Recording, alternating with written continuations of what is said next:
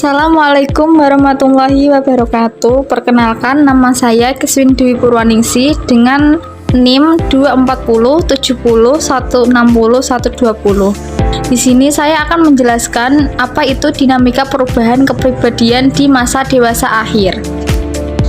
Jadi ada beberapa isu terkini mengenai perkembangan masa dewasa akhir. Ada perubahan kepribadian. Perubahan kepribadian pada masa dewasa akhir dapat dipengaruhi oleh berbagai faktor, seperti perubahan lingkungan, contohnya pensiun atau kehilangan pasangan, kondisi kesehatan seperti penurunan fisik atau penyakit kronis, serta perubahan dalam interaksi sosial, misalnya perubahan dalam hubungan keluarga dan pertemanan. Penelitian menunjukkan bahwa individu lansia sering mengalami perubahan dalam hal kepekaan emosional, menempatkan prioritas pada nilai-nilai yang lebih mengutamakan hubungan ketimbang pencapaian materi, dan mengubah gaya hidup dari yang aktif menjadi lebih santai.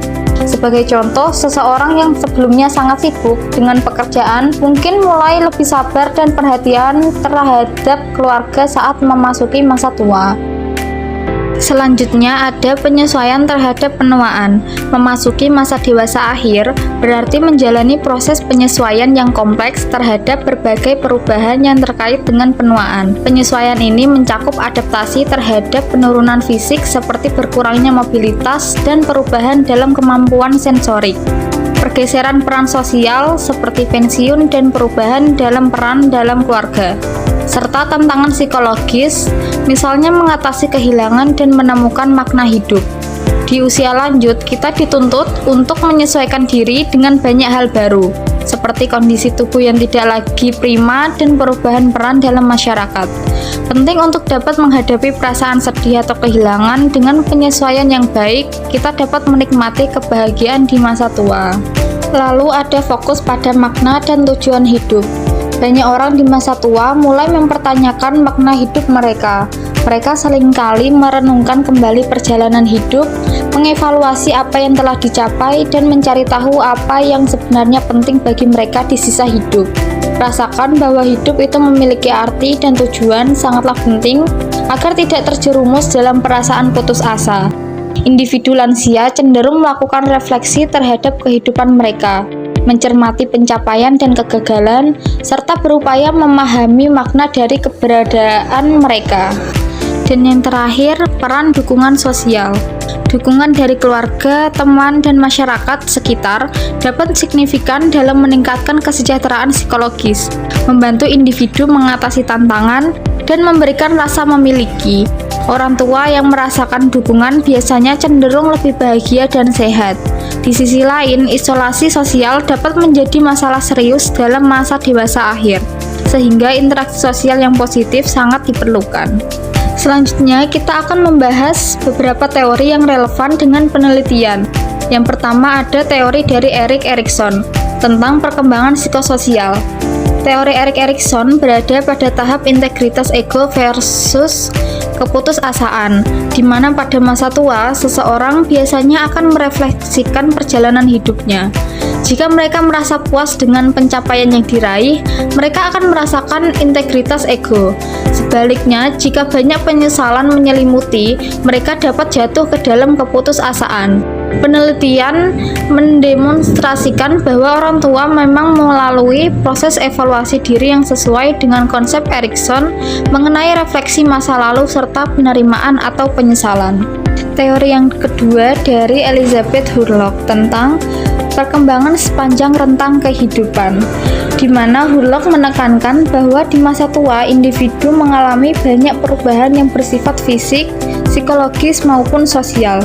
Temuan penelitian mengenai perubahan fisik seperti penurunan fungsi sensorik serta perubahan psikologis dan sosial menunjukkan konsistensi dengan pemikiran Hurlock.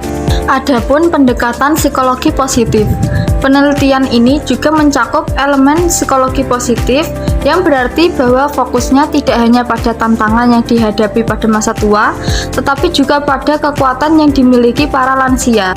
Misalnya, bagaimana mereka tetap kuat menemukan makna dalam hidup serta menjaga hubungan yang baik dengan orang lain. Selanjutnya, kita akan menganalisis aspek-aspek yang mempengaruhi kerentanan makna hidup di masa dewasa akhir. Yang pertama, ada perubahan kepribadian yang adaptif. Dalam berbagai sumber menjelaskan bahwa kepribadian para lansia bisa berkembang menjadi lebih positif dan adaptif. Subjek menunjukkan peningkatan dalam kepekaan emosional, kesabaran, rasa syukur, dan penerimaan. Perubahan tersebut tampaknya membantu individu lansia dalam menghadapi tantangan penuaan dan meningkatkan kesejahteraan mereka. Yang kedua, ada peran sentral hubungan sosial. Keluarga dan teman berfungsi sebagai sumber dukungan emosional, kebahagiaan, dan makna hidup. Interaksi sosial yang positif membantu individu lansia merasa terhubung, dihargai, dan memiliki tujuan. Aspek yang ketiga ada kesadaran dan manajemen kesehatan. Di masa dewasa akhir, perubahan fisik dan kesehatan menjadi perhatian yang lebih besar. Individu lansia perlu menjadi lebih sadar akan kondisi kesehatan mereka, mengelola penyakit kronis, dan mengadopsi gaya hidup sehat.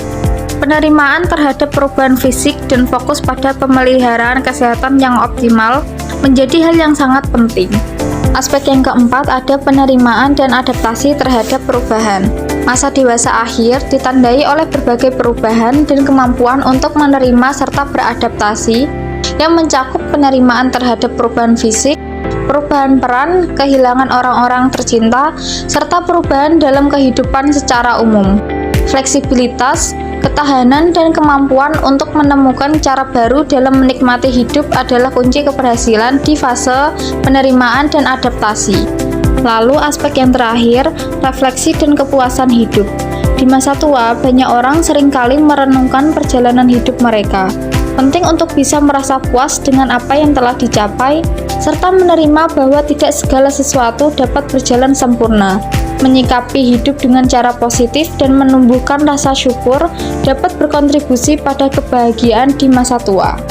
Nah, untuk uwosnya dari surah Al-Hasyr ayat 18 yang berbunyi, Bismillahirrahmanirrahim. Ya ayyuhalladzina amanu taqullaha wal tanzur nafsum ma qaddamat liqad wattaqullaha innallaha khabirum bima ta'malun. Yang artinya, wahai orang-orang yang beriman, bertakwalah kepada Allah dan hendaklah setiap orang memperhatikan apa yang telah diperbuatnya untuk hari esok, akhirat. Bertakwalah kepada Allah.